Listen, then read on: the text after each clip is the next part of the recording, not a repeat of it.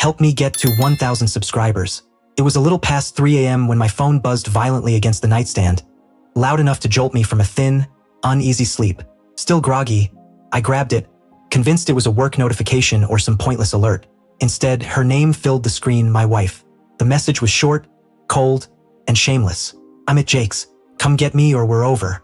No explanation, no guilt, no pause, just an order, as if I were an on-call employee expected to respond immediately. I stared at the glowing screen in the dark bedroom, and in that moment, everything clicked.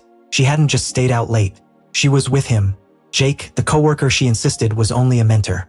The man I was told not to worry about, the one she accused me of being paranoid over. Suddenly, every odd detail aligned.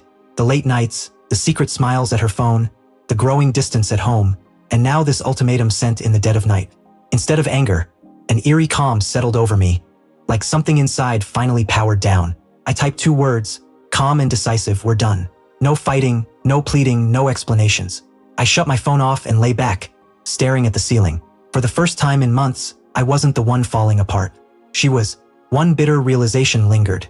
She genuinely believed she could threaten me into rescuing her from another man's house. The betrayal stung, but the disrespect cut deeper.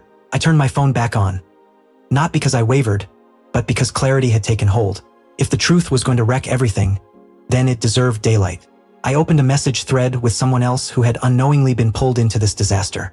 Jake's wife. She was pregnant. Months earlier, she'd thanked me for helping her pick out a birthday gift for one of Jake's coworkers, my wife. Back then, it meant nothing. Now, it meant everything. I took a breath and typed, I think you need to see this. I sent her a screenshot of my wife's message. When there was no response, I followed it with the live location my wife had shared. The typing indicator appeared almost instantly. This is a joke, right? I wish it was, I replied. 10 seconds passed. I'm coming. The steadiness of her reply was chilling. I set my phone down and waited, imagining what would unfold when she arrived. What she'd witness. What secrets would finally surface. I didn't know exactly how it would play out, but I knew the night had taken a hard, irreversible turn. 2 hours later, as dawn began to creep across the sky, my phone exploded with activity. Missed calls from my wife. Unknown numbers, Jake. I ignored them all. I sat quietly on the couch, sipping coffee, letting reality run its course. At 5:14 a.m., a message from an unfamiliar number came through. You ruined my life. She kicked me out. Jake. Another message followed moments later. She packed my stuff. I'm outside. Please help me talk to her. I laughed. The man who slept with my wife was now asking me for help. Meanwhile, my wife kept calling. When I finally answered, her voice was barely recognizable. Panicked, trembling, desperate. Please talk to me. I need you. She wasn't angry or confident anymore. She was unraveling. It's not what you think, she rushed out. I just needed to talk to him. It got late. I didn't plan. I cut her off. His wife knows. I'm done. Good luck. She screamed, saying Jake's wife had thrown them both out and was dumping their belongings onto the street, begging me not to hang up. I hung up anyway. This wasn't punishment for a misunderstanding. It was the consequence of a choice. She kept calling, kept texting, kept begging. The woman who once told me I was replaceable couldn't even find a place to sleep. Around 6:20 a.m., furious pounding shook my front door, wild, frantic, relentless. I knew who it was before I opened it. She stood there barefoot, mascara smeared down her face, hair a tangled mess, clutching a trash bag stuffed with clothes, the only things she'd managed to grab. Please, she whispered, let me in. I have nowhere else to go.